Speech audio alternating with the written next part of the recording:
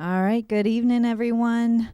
So welcome to class 4 of 5. Next week is the last class of this module. Homework is behind the door out there. Next module. So we're going to have about a month break. So next module is actually going to be karma. So that got switched around, and Don Brown will be teaching that. It will begin on September 9th, which is the Monday after Labor Day, and it will continue through until October 14th. So it seems kind of crazy that we're getting that far into fall. So yeah, karma, which should be awesome. And don't forget to silence your cell phones.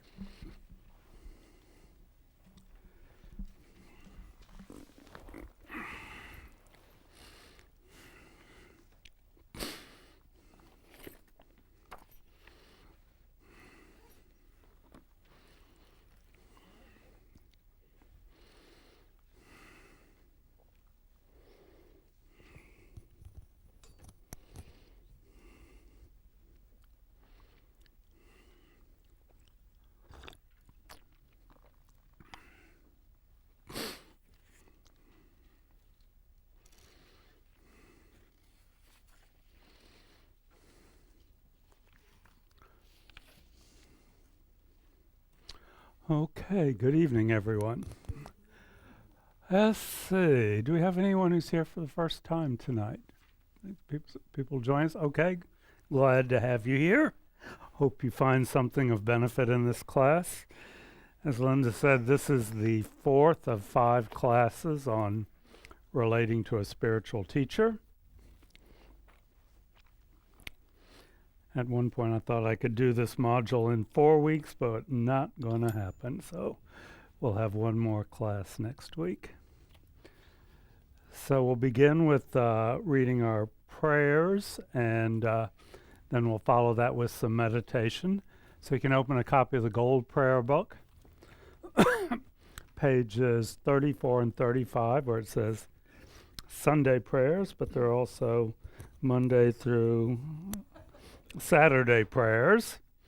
We'll be reading the not the Medicine Buddha, Taking Refuge in Bodhicitta 3 times, the 4 Immeasurables once, the 7-limb prayer once, and then the short mandala offering. And we'll read all of those in English. And as we talked about last week, the 7-limb prayer is especially relevant for this module. This is creating the causes in our mind to meet teachers and to have a relationship with them and to benefit from the teachings they give us. So if we don't have a teacher, the 7-limb prayer will help us find one if we so wish. And if we have a teacher, 7-limb prayer creates the causes to continue to receive teachings from them. So we'll start with refuge in bodhicitta 3 times. Excuse me. I go for refuge until I'm enlightened to the Buddha, the Dharma, and the Supreme Assembly. By my practice of giving and other perfections, may I become a Buddha to benefit all sentient beings. I go for refuge until I'm enlightened to the Buddha, the Dharma, and the Supreme Assembly. By my practice of giving and other perfections, may I become a Buddha to benefit all sentient beings. I go for refuge until I'm enlightened to the Buddha, the Dharma, and the Supreme Assembly. By my practice of giving and other perfections, may I become a Buddha to benefit all sentient beings. May all sentient beings have happiness and the causes of happiness. May all sentient beings be free from suffering and the causes of suffering. May all sentient beings be inseparable from the happiness that is free from suffering. May all sentient beings abide in equanimity, free from attachment for friends and hatred for enemies. Reverently I prostrate with my body, speech, and mind. I present clouds of every type of actual and all my negative actions accumulated since beginningless time, and rejoice in the merit of all holy and ordinary beings. Please remain until the end of cyclic existence and turn the wheel of Dharma for living beings. I dedicate my own merits and those of all others to the great enlightenment. This ground, anointed with perfume, strewn with flowers, adorned with Mount Meru, 4 continents, the sun and the moon. I imagine this as a Buddha field and offer it. May all sentient beings enjoy this pure land. Idam Guru Ratna Mandala Kamnirya Tayami. Okay. So the prayers are said to prepare our mind for the meditation and the discussion that's to follow. In the same way, if we plant seeds, we till the ground so it's more receptive.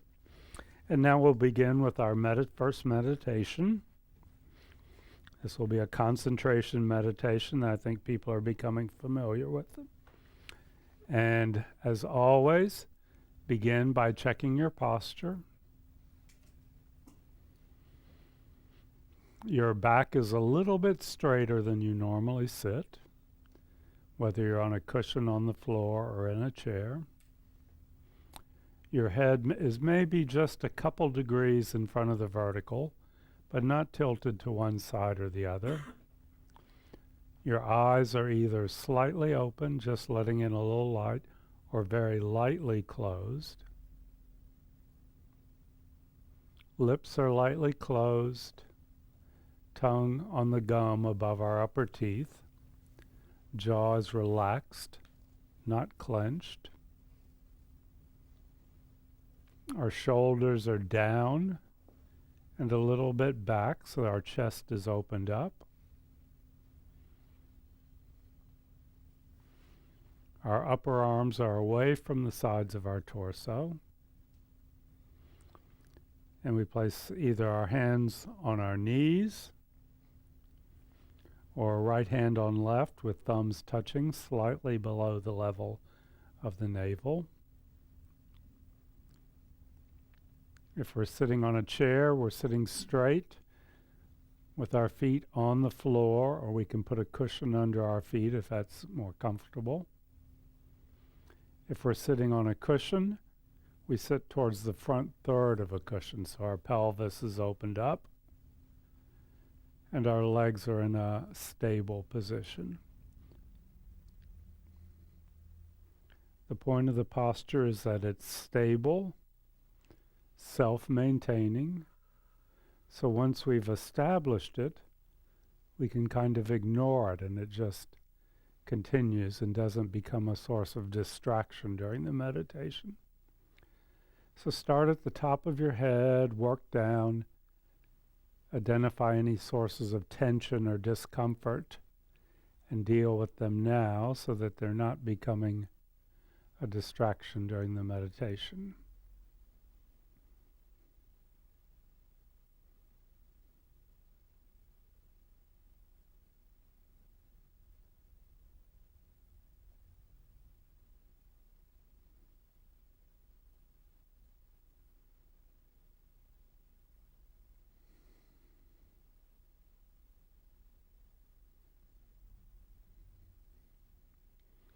And now we'll do the very simple form of 9-round breathing that I introduced last week. We start with the right index finger, close our left nostril, 3 deep breaths in and out through the right nostril, with the stomach expanding on the in-breath and contracting on the out-breath. Then 3 deep breaths with the index finger closing the right nostril. And then 3 deep breaths in and out through both nostrils. So I'll just let you do that on your own. It's okay to make a little bit of breathing noise during this part. During the actual meditation, you shouldn't hear each other huffing and puffing. But this is fine to generate a little bit of air, vigorous air movement.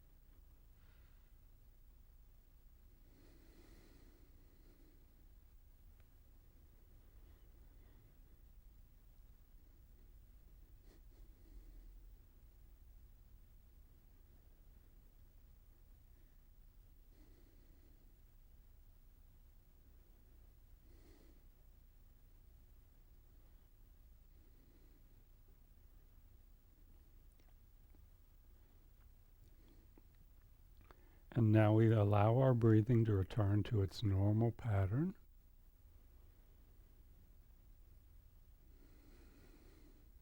And as always, we begin the meditation by setting our motivation.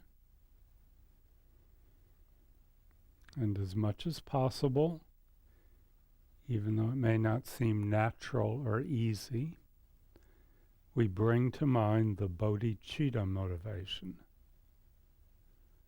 The thought that everything I do, including this meditation, the discussion and talk that's to follow, is done so that I can become enlightened to be of benefit to others. So that I can develop my qualities of compassion and wisdom so that I can be of benefit to others.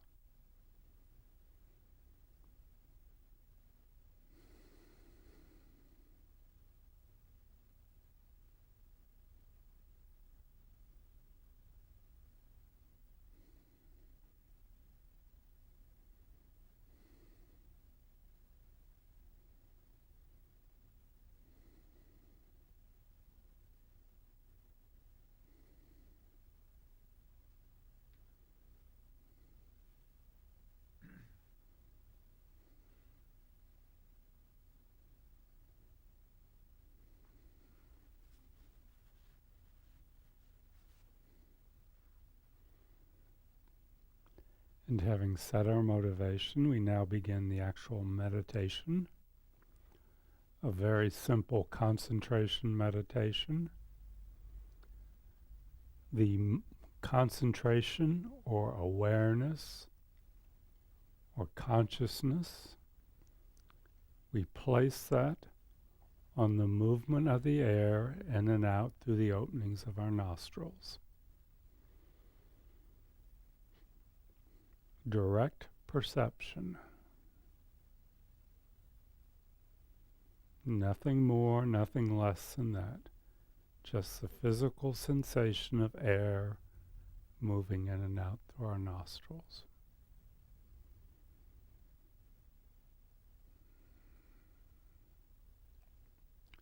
So that the movement of the air and the mind that perceives that movement are as if they are one, of the same nature.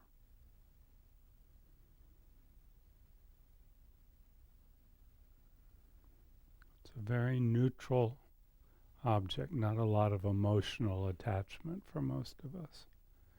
Just this simple movement of air, something we can directly experience without a whole lot of story or discussion, if we can train our mind to do that. And of course our minds go wander off to other objects, And we simply set those aside and come back to the breath over and over and over again. So we'll meditate a little bit longer tonight than we have been the past few weeks, to about 14 minutes or so of this.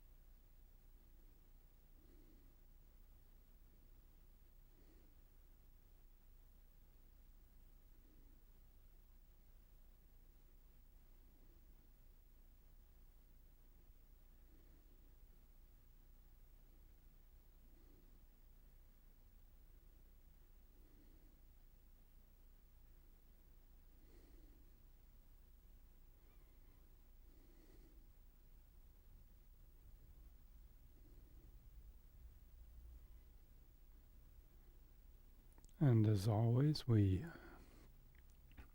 finish our meditation with a dedication. We acknowledge that we've done something positive for the past few minutes that has made a positive imprint on our mind stream just by sitting quietly and concentrating. And we think, may that positive energy not be lost, but may it ripen in the future in a way that benefits all sentient beings.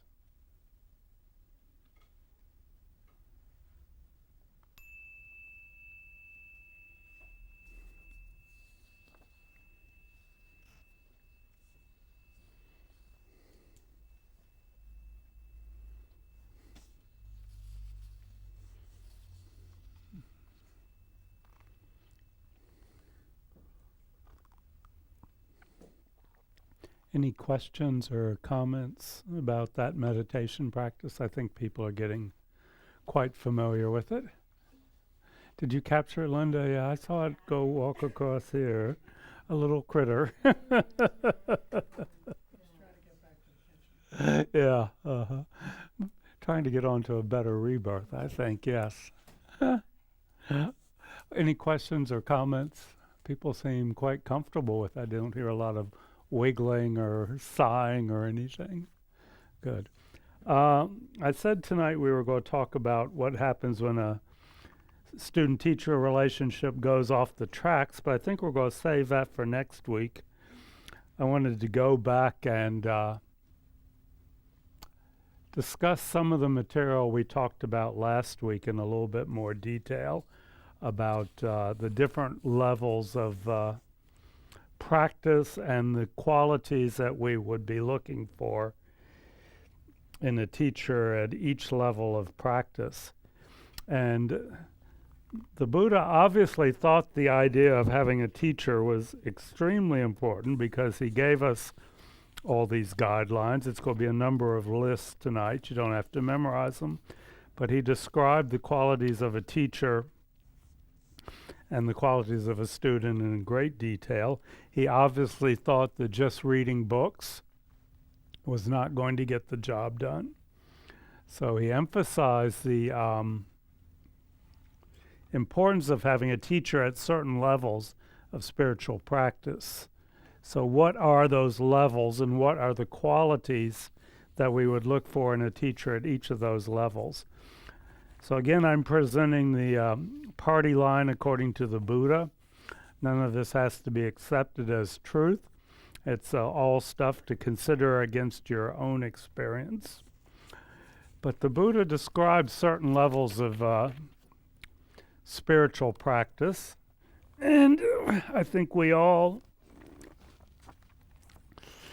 probably go back and forth between some of these.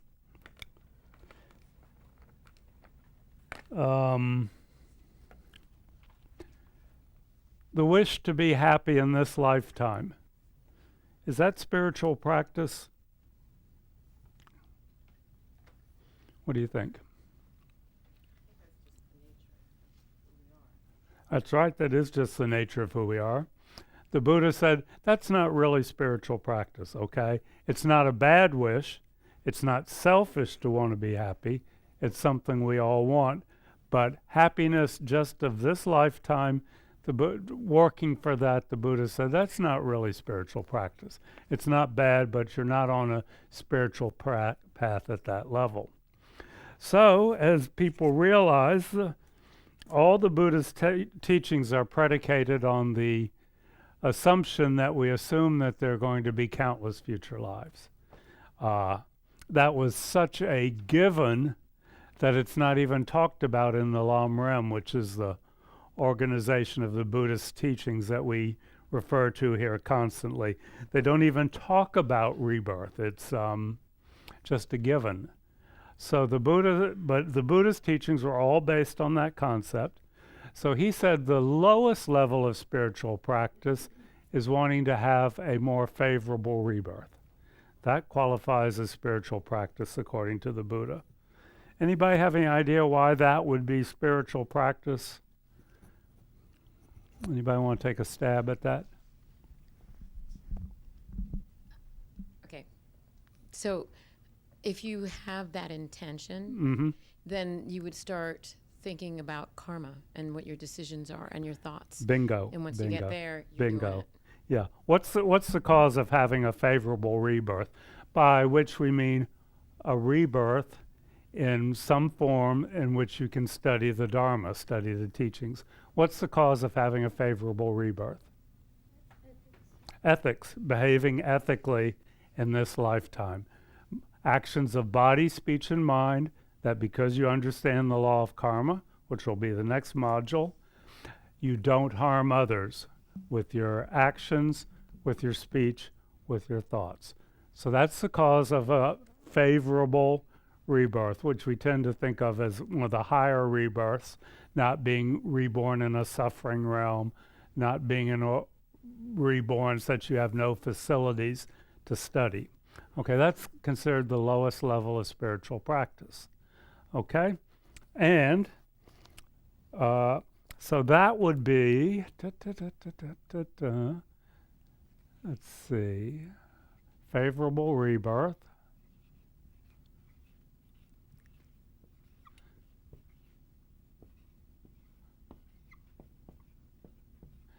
That's the low.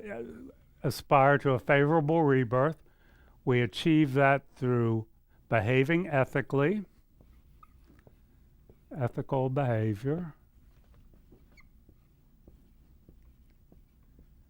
And what's the mechanism for behaving ethically? The main one that the Buddha gave us. Anybody know? It's taking vows. Okay. Starting with the refuge vows, which some people here have taken, the 5 lay vows, okay, and the Vinaya, okay, which are the monastic vows. So those, the vows that the monks and nuns, that part, that's not their sole spiritual practice, but that's for the in purpose of behaving ethically. So it's at a low level of spiritual practice, which is not to say that's the only level that people in robes are behaving, but their Vinaya, their monk and nun vows, are to help with ethical behavior primarily. Okay, so at this level, you would look for a teacher who can give you the vows, okay? It said, I talked earlier about rebirth, dealing with the concept of rebirth, which for Westerners is a lot bigger issue than for most people in the East. And this is included in a module, Death and Rebirth. Is that? That'll be after karma, okay? Which, it's basically about a stream of consciousness. It's not about your personality moving on, but it's about your stream of consciousness with all the positive and negative imprints that you've placed on moving through countless rebirths. It's said, they say, if you're still dealing with things at that level, trying to figure out if rebirth is even a possibility, you don't have to accept it hook, line, and sinker. It says you really don't need a spiritual guide at this level if you're just dealing with some of those basic issues. So if you're new to Buddhism, don't feel like you have to grasp on to a spiritual guide right off the bat. That's going to be problematic. Okay, but when you're at the level of where you want to take vows so that you can begin to behave ethically in order to get a favorable rebirth, at that level, you do want a spiritual guide, okay? It's called, a spiritual friend, spiritual mentor, whatever you may want to call it.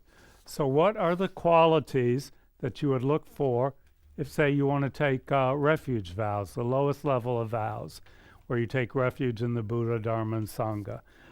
There are certain qualities you would look for in a spiritual mentor at this level. And these are not the 10 that we talked about before.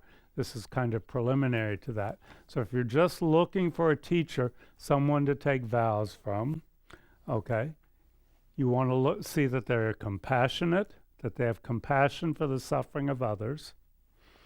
You want to see that the people that they hang out with have good qualities, that they're not hanging out with a bunch of jerks, okay, but they spend their time with people who have good qualities. They're willing to help their students with teaching and even material help if needed. They practice ethics. They live an ethical lifestyle. They have some knowledge of what are referred to as the 3 baskets of teachings. Anybody know what the 3 baskets are? That's another little list that comes up every now and then.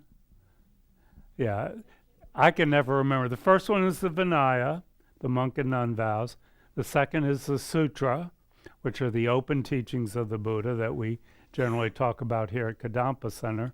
And the third is this big category of teachings called Abhidharma, which is kind of Buddhist cosmology, how things exist.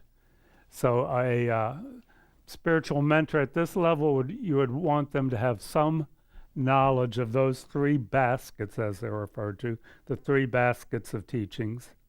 And they have the ability to give those teachings in a way that speaks to their students. So a less extensive list of qualities than we've talked about before. But this is looking for a teacher at this level. If you're practicing at this level, a spiritual mentor, okay, the lowest level of spiritual practice according to the Buddha. Next level. Anybody know what the next level is? Favorable rebirth. Okay. Yeah, freedom from samsara. Yeah. Actually, I messed up here. Okay.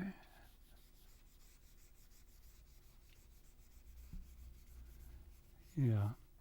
I got this. I was jumping ahead of myself. This up here is favorable rebirth. You can do that without a spiritual guide. You can do that, work on that on your own, okay? The next level is, this first level is freedom from samsara, okay? Freedom from being reborn completely, okay? Freedom from the forced, uncontrolled cycle of rebirth, okay? i.e. a state of nirvana, okay?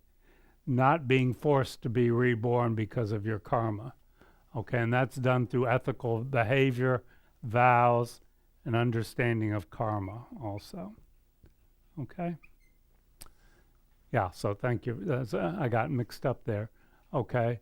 So the first level of spiritual practice is favorable rebirth. The next level is freedom from samsara completely, freedom from the forced cycle of rebirth. The next is, anybody know? Not no enlightenment's down here. Yeah, development of bodhicitta, okay? The wish to become enlightened for the benefit of others. That's mental quality is referred to as bodhicitta. Someone who's developed that is referred to as a bodhisattva. So the next level of spiritual practice is to develop bodhicitta. Okay? And so this is the spiritual guide who teaches us about bodhicitta and also gives us the bodhisattva vows, which are a much more extensive set of vows, okay? And this is all about developing compassion, okay?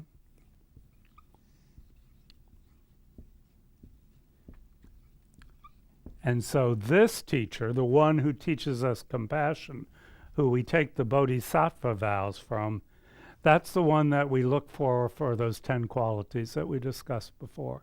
Can anybody rattle those off? I can't.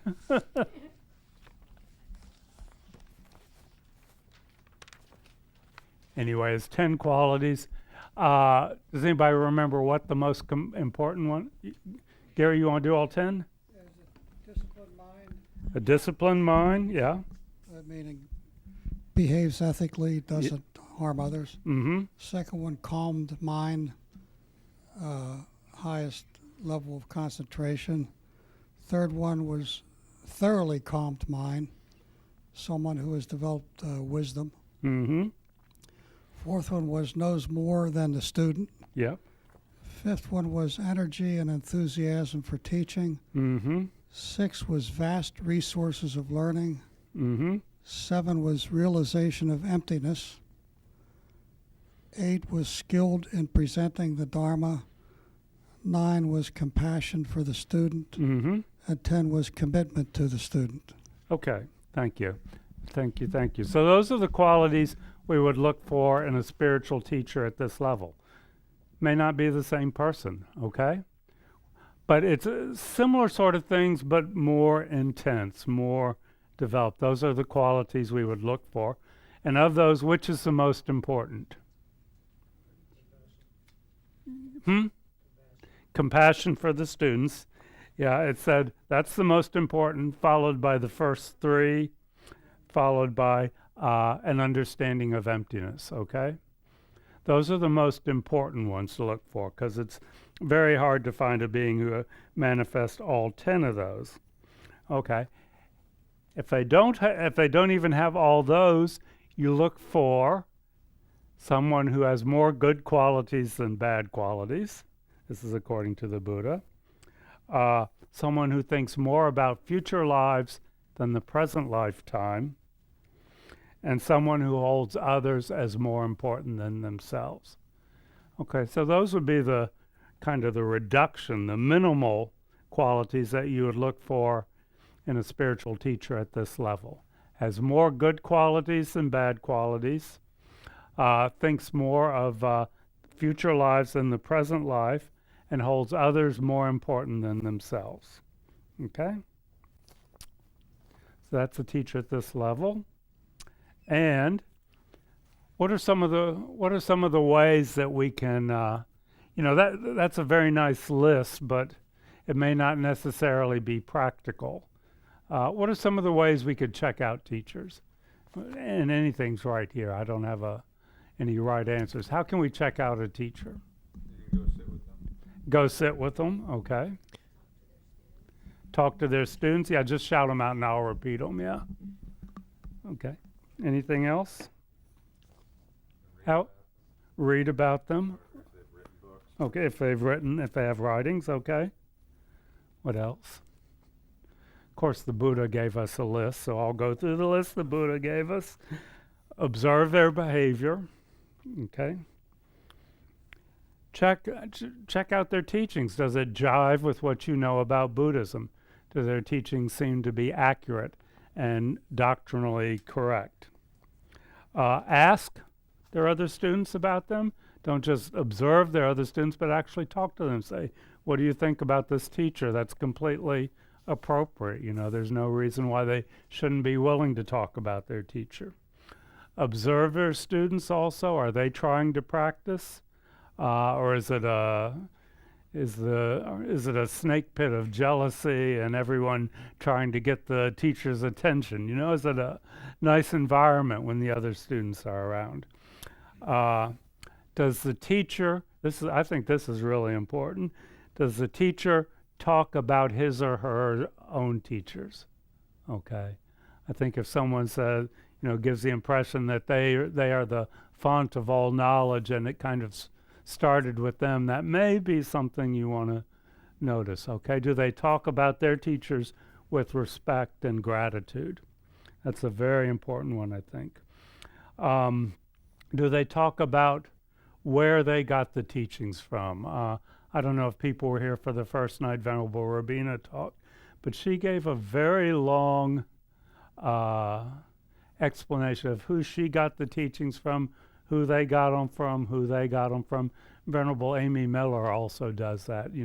They explain the oral transmission or the lineage of what they're talking about. Again, not like they're creating it, but I got this from His Holiness the Dalai Lama, who received it from Dalai Lama, and frequently they can be traced all the way back to the historic Buddha. Are they skillful and sensitive in meeting the needs of their students? Are they glad to teach? You know, they don't look like they're gritting their teeth and doing it against their will. And are they helpful and compassionate, or do they seem to be after fame and money? And that's something that, you know, you hear all these horror stories both in Buddhism and Christianity and all sorts of things. There's a lot going on there, a lot of scandals and stuff. Okay? So that's how you would start to look for a teacher at this level. Okay? The highest level of spiritual practice is, someone mentioned it earlier, enlightenment. Okay? Your goal is to become enlightened, which means you've developed completely all your qualities of wisdom and compassion. Okay? And this final stage is accomplished through the practice of Tantra, which is very elaborate meditations that you receive from your spiritual mentor at this level, your tantric master, or what was another word we used for Tantra last time? Anybody remember? This is Mahayana here, okay? And so Tantra is what is it? Vajrayana, yeah. Your Vajrayana spiritual guide. Okay. So this is the highest level of spiritual practice, but certainly someone can be working at all these levels simultaneously. It's not like you finish this one completely and you check it off, say done with that. You know, most people are moving back and forth from the three. The qualities that you look for in a tantric or Vajrayana teacher are correct view of emptiness, a correct view of how things really exist. He has received his tantric empowerments from a qualified teacher. So particularly when you take a tantric initiation, it's very important that the teacher explain where he or she receives the teachings from, or the initiation. He's familiar with the rituals involved in giving the empowerment. He or she is familiar with the meditation, which typically involves one of these deity images that you see, but they're familiar with the details of the meditation. Has a proper understanding of the use of Tantra in particular, because it's a very powerful tool and can be misused, and is skilled in doing the self-empowerment, which really just applies to some of the technicalities of Tantra, not really that important. So there are three levels of teacher that we would look for as we progress along the Buddhist path. We could find one person who's our teacher at all three levels, or we may have different people who are our teachers at different levels. We only take the Bodhisattva vows. We take our refuge vows from once. We can renew them, but we take them once. The Bodhisattva vows we take over and over again. And then the tantric initiations, there are many different initiations, so we might have a different teacher for each tantric practice. So you could have just one teacher who fulfills all these roles. You could have many, many teachers, which is more common. The relationship becomes more,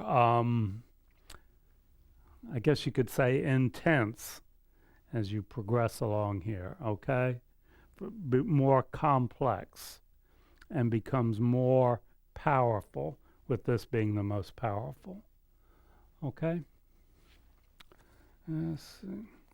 Any questions or comments about what I've talked about so far? But it's fine to be up here getting familiar with Buddhism, the concept of rebirth in particular, but other topics such as karma. It's fine to study those without having a specific teacher, without having someone who you've identified as your spiritual friend. This you can do with books and everything and get kind of this base of knowledge. And then when the time is right, you'll find yourself starting to look for teachers, I think. Any comments, questions? What'd you say, Gary? You said something last week about the biggest challenge. The biggest challenge, or we're in an area now with YouTube Yeah. Mm-hmm. where I know I was going to go out to Sravasti for a session, and till I found out it was part 2 of a 2-part session, but the first part's up on YouTube every day Uh-huh. of the 6-day session, Yeah. and the second part will be up on YouTube every day, Mm-hmm. including the meditation piece. I mean, it just runs the whole time. Yeah. I keep trying to remember that because it's so vastly different than the environment in which a lot Yeah. of This was stuff based on, hands being in on. the mountains of Tibet, Yeah. no YouTube, no internet. The Yeah. only way to receive the teachings was orally, sitting in front of the teacher. So this is the very traditional model. And it's going to change as it comes to the West. It's in the process of changing. Yeah. Uh-huh. What about the development of Western teachers? Mm-hmm. I mean, that's pretty new to all this, because if you look at all the seminars and all the teachings Yeah. and everything, Mm-hmm. they're either like where Jack is right now in India, Mm-hmm. taking them, or it's Tibetan people doing it here. Mm-hmm. There doesn't seem to be a large monastery or monastic setting here, unless I'm missing it, that's putting out these teachers, or there's just not been enough years Yeah. Mm-hmm. for lineage. Yeah. to I mean, be you here. mentioned Sravasti Abbey. Yeah. Why don't you tell people what that is? Well, Tubden Chodron is a nun. Well, she's a monk now, actually, Mm-hmm. who has an abbey in Spokane, Washington. And it's a full working abbey. There's probably 20 or 30 nuns that live there. Yeah. And they have sessions all through the year. I know our nuns, Condola goes out there at least once a year for a month. A lot of nuns make a visitation there Yeah. for updates and teaching and things like that. Plus, it's open to us Mm-hmm. as Yeah. practitioners. Yeah. And there are Westerners who have the Geshe degree, who have gone through the entire traditional educational program, approximately 20 years. Okay. And there are Western monks and nuns who are qualified to even give tantric initiations, Okay. but certainly to give refuge vows and to give bodhisattva vows. Mm-hmm. So it's changing, yeah. It's in a state of flux in the West. And, you find some people are very conservative and want to be super Tibetan and preserve everything like that. Some people who want to go to the other side and make it completely Western and get rid of all the iconography and everything. And most people are somewhere in between.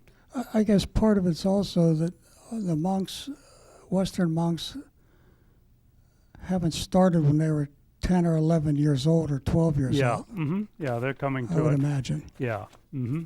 But they're also coming to it with a Western education, Yeah. which influences their take on it. Yeah. Yeah, so it's going to change. I mean, Buddhism has changed in every country that's been to. Zen Buddhism, Chinese Buddhism, Tibetan Buddhism. They're all teaching the same thing, basically, but with different emphasis. I don't know if everyone knows Jack or not, but he goes to India once a year for 2 months, and Yeah. he just started a seminar, and just to tease him, I said, "Oh, I'm watching that on YouTube." And he's over in Dharamsala. Yeah. Any other comments or questions? Yeah. Okay. So that's a little bit about the different levels of teachers that we may be looking for at various levels in our spiritual practice. But again, there's a lot we can do on our own, but the Buddha felt at some level that we will need teachers, and we need to be careful as we look for them. And we talked a little bit about the qualities we should bring to the relationship as a student. What are the qualities of a student that we should cultivate? Can anybody remember those? Open-minded, okay. Common sense on right and wrong. Excuse me? Common sense. Yeah, common knowing right and sense. wrong. Natural understanding of what's right and wrong. And enthusiasm, willing to put out effort. Yeah, okay. Yeah. Those are the general qualities of a good student. Open-minded, which doesn't mean like you accept everything, but you're open to the possibility that there's truth there. A sense of what's right and wrong, your natural common sense, okay, and then enthusiasm for the teachings. And then the Buddha said, there are ways, there are few things we can just look at ourselves and see if we're if we approach the teachings with these characteristics. He said, do we listen well? Or does our mind wander, daydream? Okay, do we listen attentively when we're at teachings? Do we remember what we hear? Or do we just pay attention to it while we're hearing, and then do we forget it completely? Do we listen with the motivation to benefit ourselves and others? We're not just listening to this as intellectually curious, but is this something that really can benefit me and help me to benefit others? And then, most important, do we take the teachings and put them into practice? Okay? Do we actually use the teachings to make a difference in our lives? So those are ways we can look at our own behavior. Dun, dun, dun, dun, dun, dun, dun. Okay.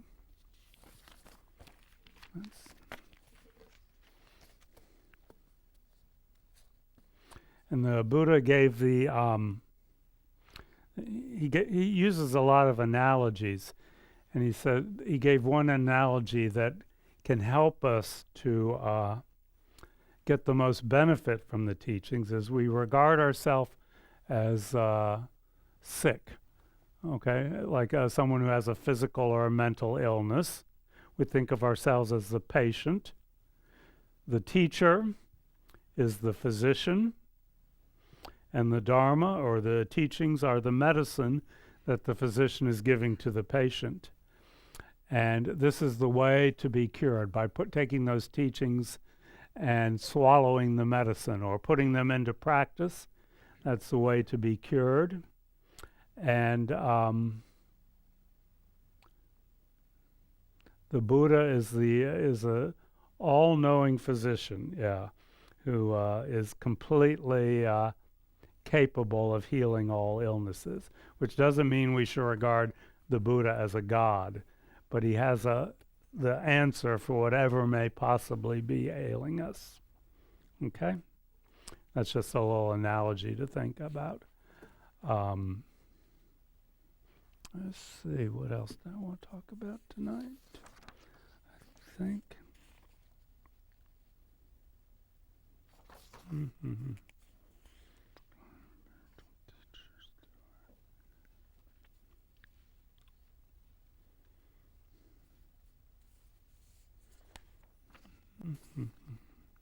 Okay. Then the Buddha gave us another list, the advantages of relying on our teachers, okay? After choosing them, after saying, this is my teacher, relying on them creates great benefits for us. And some of the benefits the Buddha said that accrue to us if we rely on our teachers: we accumulate enormous positive potential by practicing the Dharma teachings they give us. That means we're becoming closer to enlightenment by relying on our teachers. We become more mindful of what we think, say, and do, and become more ethically disciplined, so that our afflictions and negative behavior will decrease. We'll gain stable realizations and have positive meditative experiences by relying on our teachers. By valuing our current teachers, we create the karma, the causes, to meet other teachers in the future. We avoid creating the causes for an unfavorable rebirth. And all our ultimate goals will be realized. That means we will achieve the state, again, it's saying again, we'll achieve the state of enlightenment by relying on our teachers, our spiritual guides. Okay?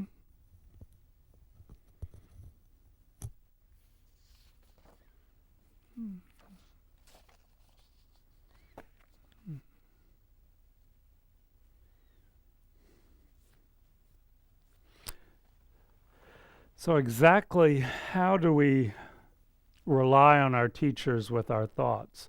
And this is given according to the level that we were of those three levels.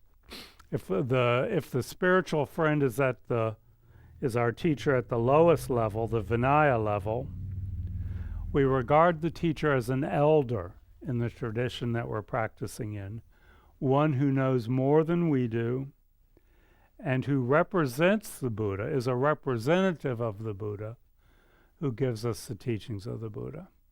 So we're not seeing them at that level. We don't see our teacher as the Buddha, and we're not into the practice of what's referred to as guru yoga or guru devotion. When we're taking refuge vows, say from Geshe Geluk or whoever, from Venerable Rabina, at that level of commitment, we see the teacher giving us the vows as an elder, more experienced person in the same tradition, who is a representative of the Buddha, a delegate, who gives us the teachings. But we don't see them as the Buddha, okay? That's at that first level, taking refuge and lay vows. At the Mahayana level, when we take the bodhisattva vows from the teacher, we regard the teacher, the one giving us the vows, as similar to Buddha. Let's see. And they are similar to the Buddha, have many of the qualities of the Buddha, and that our actions towards them, either our positive actions of respect and kindness or our negative actions of irritation and anger, have the same effect as if those actions were directed towards the Buddha. Okay? So it's a much deeper level of commitment. We see them at that level, our Mahayana spiritual friend, as similar to the Buddha. Okay? Let me just go through, and then we'll come back. Okay? Then at the Vajrayana level, we regard the teacher who gives the empowerment, who gives us the tantric initiation, as the Buddha. Okay? We see them as indistinguishable from the historic Buddha, okay? From the enlightened being, okay? So that's the level where we actually see the teacher as the Buddha, okay? And we aspire to, in the meditation, we actually imagine that we, the teacher and the historic Buddha, are one.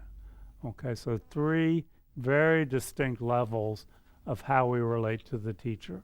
The first level, they're an elder who knows more than we do, like our piano teacher or something, someone who knows how to play the piano better than we do. They can teach us. At the next level, they're similar to the Buddha, and our karmic actions, in relation to them, have very strong karmic imprints. And then at the third level, we see that spiritual friend or mentor as indistinguishable from the Buddha, of having all the qualities of compassion and wisdom that the Buddha has. Okay? Comment. So on the second, and I would guess on the third level, is this a relationship that you've stated? Because I know I've talked to some people here, some of the nuns, about finding a teacher, Mm-hmm. and I've heard them say, well, the Dalai Lama can be your teacher, but it's not like I could say, call him up and Yeah, say, exactly, hey, yeah. can you be Mhm. my teacher? No. So does it have to be that relationship where it's been stated like you're my teacher, you ask and you get a yes or a no? Yeah, it doesn't have to be. Okay, it can be you sitting in an auditorium with 5,000 other people taking a tantric initiation from the Dalai Lama. If you so designate him as your tantric master or tantric teacher, then you Or are. it's your, Well, okay, go back to the second level. Yeah, okay. If you take bodhisattva vows from the Dalai Lama with 5,000 other people, okay, you are committing yourself to seeing him as similar to the Buddha if you want to get the benefit of that relationship, okay, as having many of the qualities of the Buddha, and that all your actions of body, speech, and mind in relationship to him are going to be very strong. But it doesn't mean, he's agreed to accept you as a student or anything. This is something you do on your own. okay. Yeah. Okay? Yeah. Any other questions or comments? Okay. I was reading one article. It said, and I may bring some of this back next week when we talk about it. It says your spiritual teacher is not your therapist. Okay? It's very different. I mean, Westerners would like to make it into that kind of relationship where you go to them with your problems, and it's very, very different. Alex Berzin refers to it as a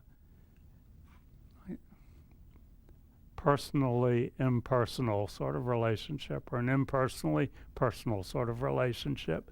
It's not that, doesn't have that quality of a therapist or a counselor, okay?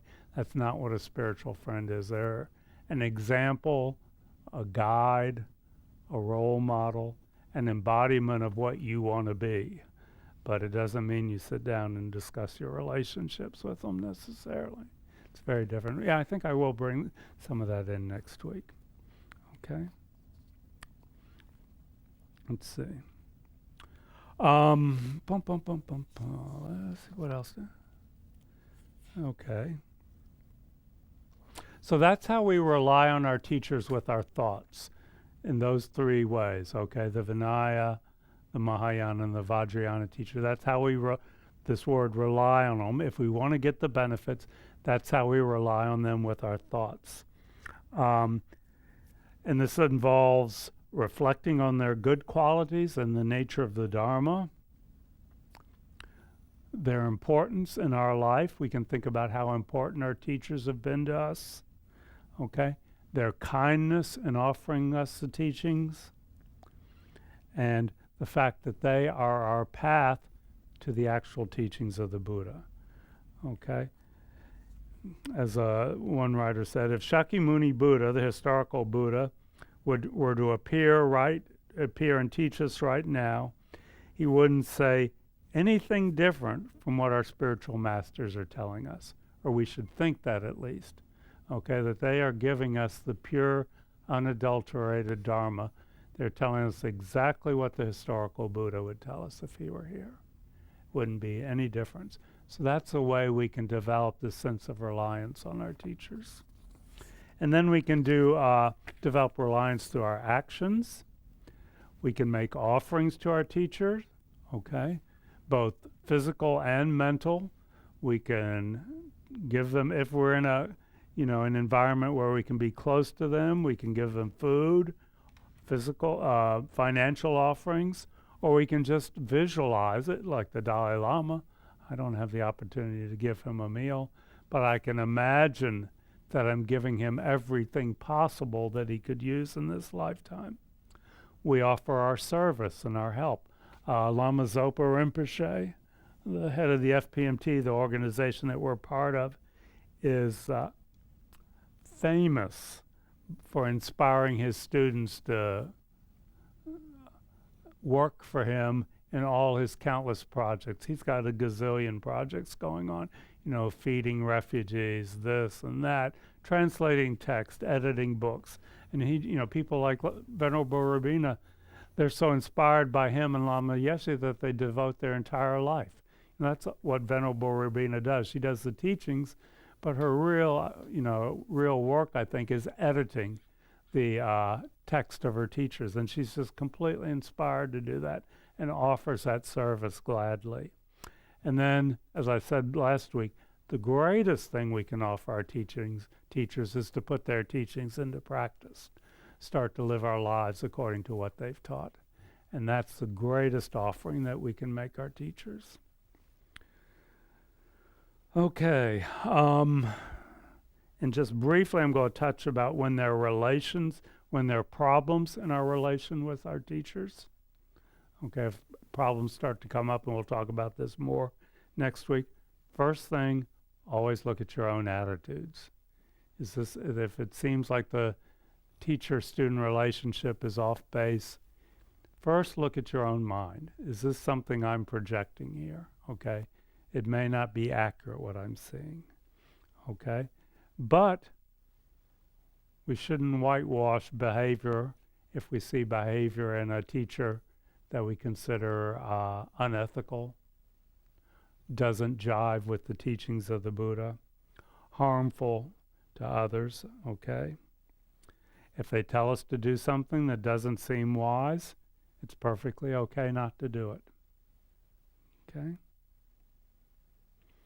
And sometimes the teacher-student relationship may become so problematic that it's better for your mind just to step away, which doesn't mean you're rejecting them or that they're not your teacher, but it means that you're keeping a distance from what you find disturbing to your own mind. So there are many, like in any religious tradition, there's many stories of teachers whose behavior has appeared to be problematic, and sometimes their students say, okay, I can't accept this. They're still my teacher, but I'm not going to become part of this. I'm going to pull myself away. So we'll talk about that some more next week. But there's what they refer to as the 4 reliances that help you to keep a proper attitude with the teacher. The first is, don't rely on the person of the teacher, rely on what they teach. Rely on their teachings, not on their physical being, okay? Don't rely on, the next one is don't rely just on the attractive or appealing sound of the teachings or how enjoyable or entertaining they are, but rely on their meaning, okay? Don't rely on teachings that are obscure or require further interpretation, but rely on teachings that are clear and straightforward. And the last one is a little complicated, but it's don't rely on teachings that are based on a false sense of reality, on a dualistic consciousness, but rely on teachings that are based on non-conceptual wisdom. That's a whole another kettle of fish, okay? But the point is, be clear about what you're relying on. Your ultimate reliance is on the Dharma, the historic teachings of the Buddha, as they come through in the teacher. The teacher is the vehicle, but your ultimate reliance is on what they're teaching. Not how entertaining they are or enjoyable, but the meaning, okay? Not on the elaboration or the complexity of them, but the core meaning, and then not on false teachings based on a false duality, but teachings based on ultimate reality. So that helps getting caught up in a bad teacher-student relationship, I think. But it all comes down to, our natural wisdom. Okay. Comments, questions? No, that one's beyond me, okay? But that's any teaching that is not based on an accurate sense of reality. Yeah, okay. Any teaching that's based on a concept of me, or me the teacher, and a external reality, as opposed to a non-conceptual view of the world. Yeah. Okay. Anything else? Okay, that was a lot of lists and a lot of running through things, but I hope people found that helpful, talking about the different levels at which we can relate to a teacher, because we think we have to jump in and right from the bat be practicing incredible guru devotion and seeing our teachers as a Buddha, and we're not necessarily at that level, and that's not necessarily appropriate from all of us. And when we start off learning from books and videos and YouTubes without identifying any one person as our teacher is completely appropriate and a wonderful way to begin. And you can come to Kadampa Center and experience different teachings, and you may find something clicks with someone. But if you don't, that's fine. Don't feel any obligation to take Lama Zopa Rinpoche or His Holiness the Dalai Lama as your teacher if that doesn't seem appropriate. Okay? Did you? No. Yeah. I just had, as you were saying that, I had a thought on the reading, and the reading seemed to say that the teachers that you encounter are and the gurus that you have access to are based on your karma, and that if you kind of have any sort of if you are disappointed that you don't have the Dalai Lama as your teacher, that's really more so a function of you don't have the karma to have him as your teacher yet. We have generated the karma to have the teachers that we have today and this year and this decade. And then once we are able to generate the karma to have a level 2 or a level 3 teacher, then they will be manifested to us. And that was how I was able to feel a little bit better about these readings and about how, I don't live in Tibet surrounded by monks. So that, I don't know, that was just my... We don't have teachers without creating the causes to have teachers. Nothing happens without a cause. And the teachers we do have or not having a teacher, it's completely appropriate. Yeah, things are working out. Okay, yeah, that's good. Anyone else? Okay, let's just take a minute and sit quietly. And a lot of talking on my part. I hope people got some benefit from it as we work our mind around this fairly complicated subject. I think I mentioned in the first class that in the traditional Tibetan teachings, the importance of the teacher is usually placed right at the beginning of the Lamrim and the other guided paths to enlightenment. It's considered that important, but for those of us in the West, it's very frequently a very confusing and somewhat fraught subject, so we don't put it right at the beginning necessarily. But it's important to realize that there are different levels of the student-teacher relationship appropriate for our level of practice. Each of us is an individual, and may we create the causes to receive teachings, to understand the teachings, to put the teachings into practice, and share those teachings with others. We may not become an official teacher, but certainly there's incredible good karma in sharing what we've benefited from with others. So we can just dedicate that energy to the benefit of others And we'll see you next week for the last class. We'll talk more about problematic teacher-student relationships and how to deal with some of those. And there are a lot of horror stories, but I'm not going to go into those. Okay, thank you. Yeah. Any other announcements? Okay, so the next module is karma, Correct. and the one after that is death Death. and rebirth. Mhm. Okay. Yep. Yeah. Steep and Don flip-flop. Yeah. Yeah. Okay. Great.